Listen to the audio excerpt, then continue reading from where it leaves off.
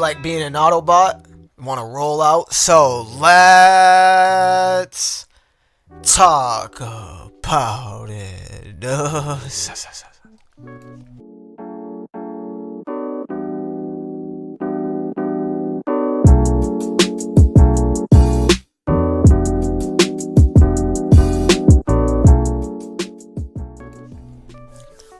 Welcome to the fight against the Decepticons, human. Your new exosuit and weaponry have been built using the hybrid of cybercritian technology and Terran tech.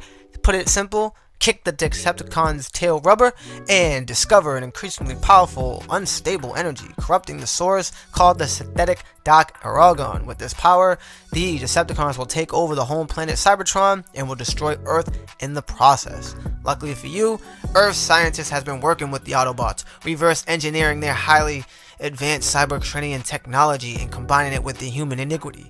The result is an incredible exosuit with weaponry powered by the Aragon energy that will finally even the odds for humans and take on the Decepticons in a pitch battle. Events access upgradable Cybertronian tech designed for you, including miniguns, beam guns, swords, shields, laser blasters, grenade launchers, dynamic equipment and loadouts to change your style of gameplay. Go on the offense, go on the defense, have a mix of both. Arcade style gameplay, high energy action with battling boosting power. Formidable boss battles against the Decepticons such as Shockwave, Megatron, Starscream, and Soundwave. Autobot abilities that are on your side, the favorites like Bumblebee, Grimlock, and Optimus Prime, the best leader of all in the Transformers. Now with all the facts out of the way, let's get into the real reason why you clicked on this video from overall thoughts, impression, and review. And my boys and girls, let's break it down now. Transformers Beyond Reality on the PSVR2 looks like somebody busted a nut and smeared it all over my vision. Up close, and as everything gets closer to my POV, it looks clear. However, far out in the distances of the POV, you can see the jaggies of monsters. That blurry film, like looking at Vaseline or busted, wasted nuts. It just looks horrible, terrible, really out of the gate, tough, rough, really bad, really bad. Not using that foveated rendering, you can definitely tell it don't have that. It's sloppy seconds of a port in terms of the clarity department. It brings the game down a whole lot. For of the core of the game is what we have, and it's at least fun, but with the poor rendering and the resolutions, it really makes the game ugly and turn people away immediately upon launching out the gate. But because I'm an insane individual, I had to press on and really dive deep into what this game is. Like I said, the graphics could be headache inducing. But another thing to note, it seems for some odd reason the gameplay frames on its output and social screen may be capped at 30 FPS instead of 60 or whatever it is in the headset. I'm not a technical marksman, so you'll have to let me know in the comments. But for a fact, you can see during gameplay it looks clunky, janky, overall bad. Doodified garbage, rusted robots on spoiled oil, assified, trashified, my boys and girls. The game has 6 levels, has upgrades, different playstyles like I said earlier, from tank, heavy combat, secondary weapons. It even has an ultimate ability, but weirdly enough, there is countless bugs and countless glitches.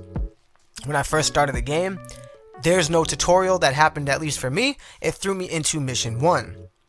And then, when I completed the game, after the little story briefly, it ended and put me back in the lobby. No credit scenes.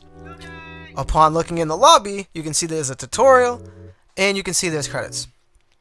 I have no idea why it's like that. Weirdly enough, that's what it's like. Your playthrough and time of this game will deter differently from mine, as this game really isn't hard at all, especially when you're upgrading your abilities. I played on Brutal for most of my playthrough, and I had to repeat very few levels, maybe twice, just to get through them on Brutal, but I was able to one try even a few of them on Brutal.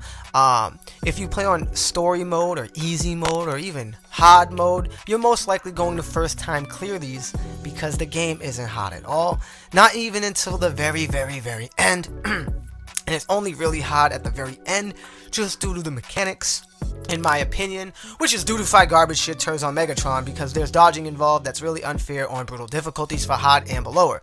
The ending game will be a cakewalk. It's really not that hard at all. This game equivalent of judging it is like one giant long ride at the Transformers Universal in Orlando ride with the ability of using the controllers to play. You will see everything this game has to offer gameplay wise in like an hour. In the story wise till completion, you're going to see everything probably in 3 hours or less, depending on your difficulty choice and how much you repeat the levels or how much you want to grind for upgrades.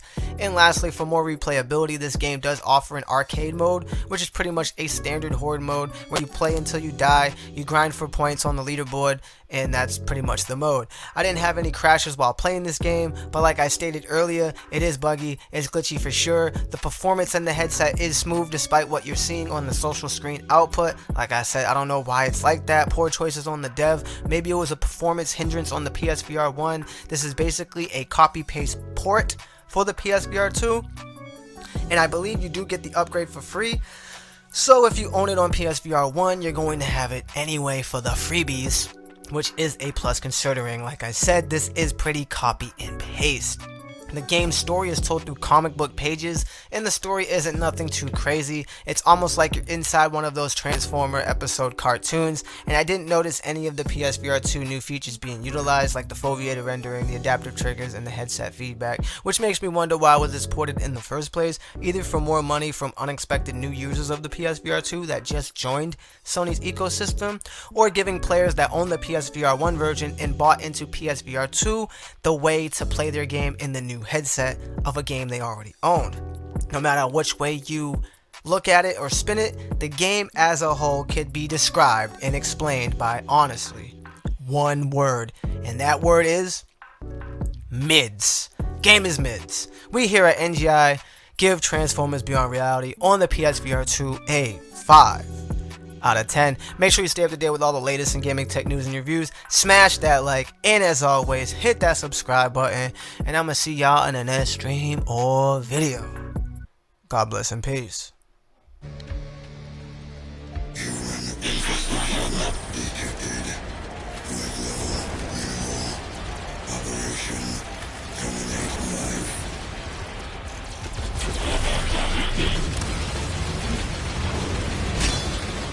What the fuck?